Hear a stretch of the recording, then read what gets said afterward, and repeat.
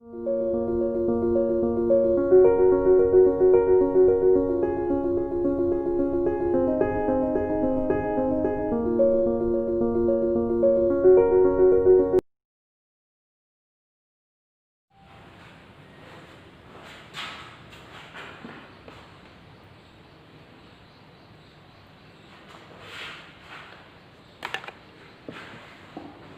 बच्चों,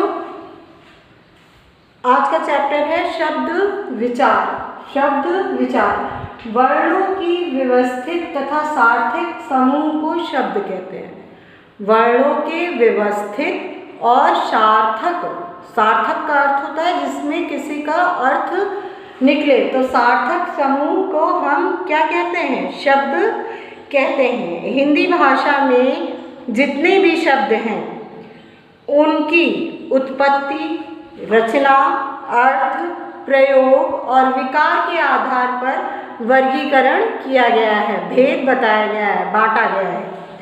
तो शब्द को कितने प्रकार से बांटा गया है? 5 प्रकार से बांटा गया है। पहला है उत्पत्ति के आधार पर, दूसरा है रचना के आधार पर, तीसरा है अर्थ के आधार पर, चौथा है प्रयोग के आधार पर और पांचवा है विकार के आधार पर। तो उत्पत्ति के आधार पर 4 प्रकार के शब्द होते हैं: तत्सम शब्द, तद्भव शब्द, देशज और विदेशी। तत्सम शब्द क्या होता है? अब बात आती है कि तत्सम शब्द क्या होता है।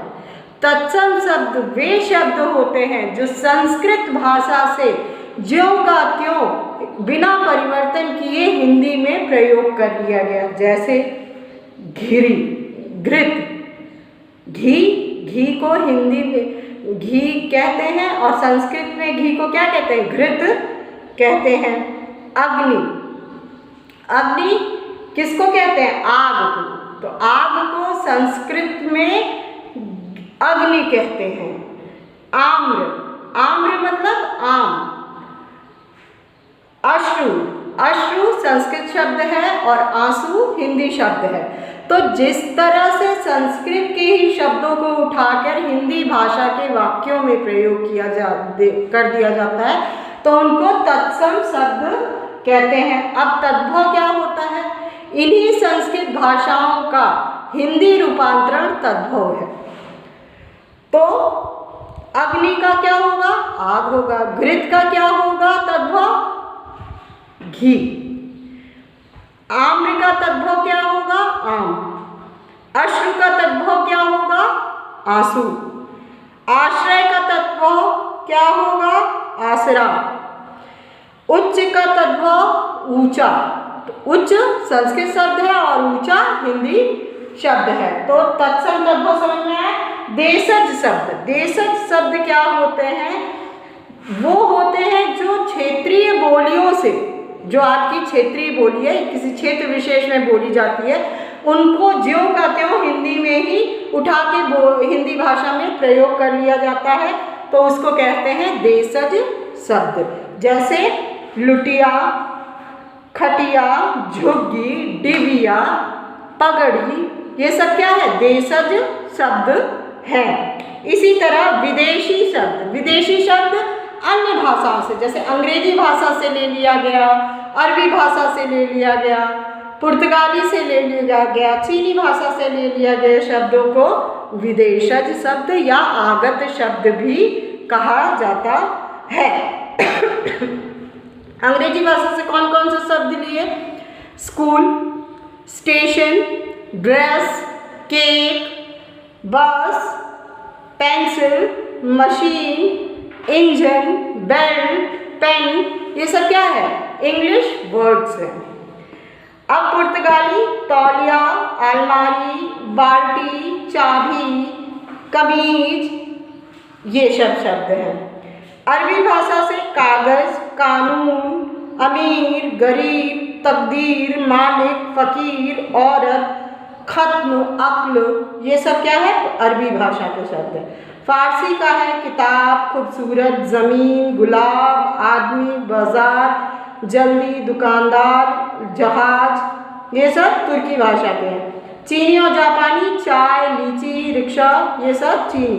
फ्रेंच कूपन, कारतूस, कर्फ्यू, ये सब फ्रेंच है।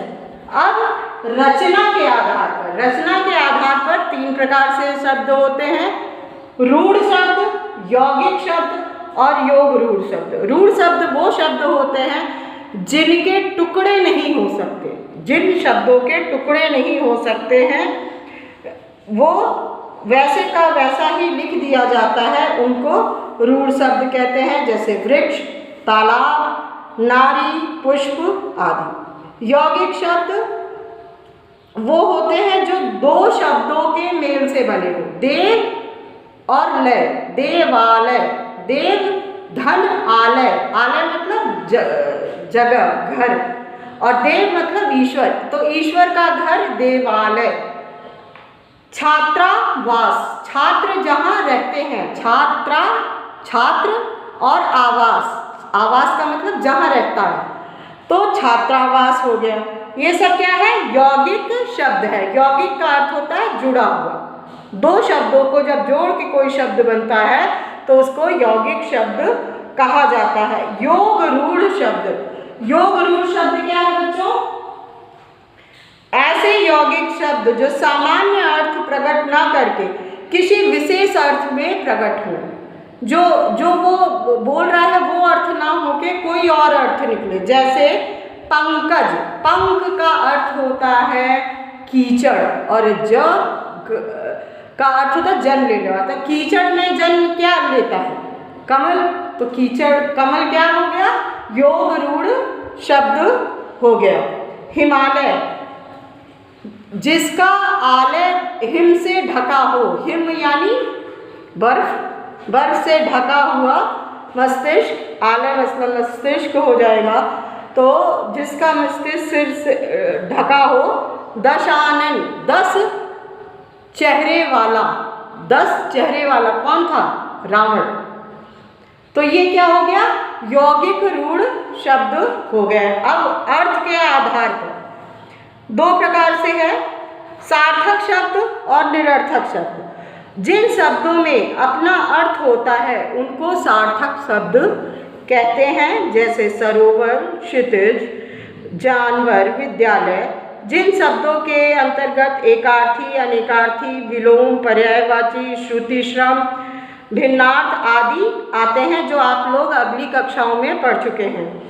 निरर्थक शब्द जिनका कोई अर्थ नहीं निकलता, निरर्थक जिसका अर्थ विहीन होता है, वो शब्द निरर्थक कहलाते हैं।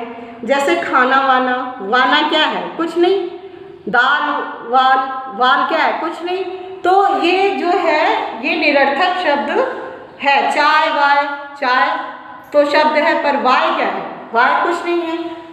तो अब आइए प्रयोग के आधार पर। प्रयोग के आधार पर संज्ञा, सर्वनाम, विशेषण, क्रिया, क्रिया विशेषण, संबंध बोधक, समुच्चय बोधक और विस्मयादि बोधक शब्द आदि आते हैं।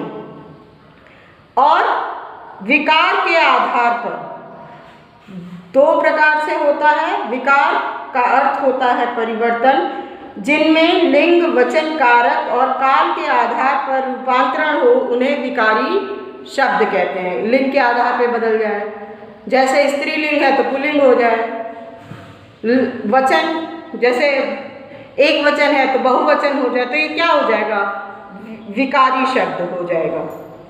जैसे लड़का है तो लड़के, लड़कों, लड़कियां, मैं, मेरा, हम, मुझे, पीला, पीले, पीली, पढ़ता है, पढ़ती है, पढ़ता था, ये क्या हो गया? ये सब परिवर्तन हो रहा है ना, तो विकारी हो रहा है। अब जिन शब्दों में विकार ना हो, मतलब परिवर्तन ना हो, तो वे शब्द अविकारी या अव्यय शब्द भी कहे जाते हैं। जैसे क्रिया विशेषण, अभी, उधर, पीछे आदि। संबंध बोधक, नीचे, के बाहर आदि। समुच्चय बोधक, लेकिन, किंतु, इसलिए आदि। विस्मयादि बोधक, हो, अरे, छी आदि। निपात, ही, तो, भी आदि। इसी के साथ ये चैप्टर आपका समाप्त होता है और आशा करते हैं कि आप ये चैप्टर पूरा पढ़ेंगे ध्यान से और एक एक चीज़ों को पे ध्यान देंगे और अपनी पुस्तक में लिखेंगे। Thank you.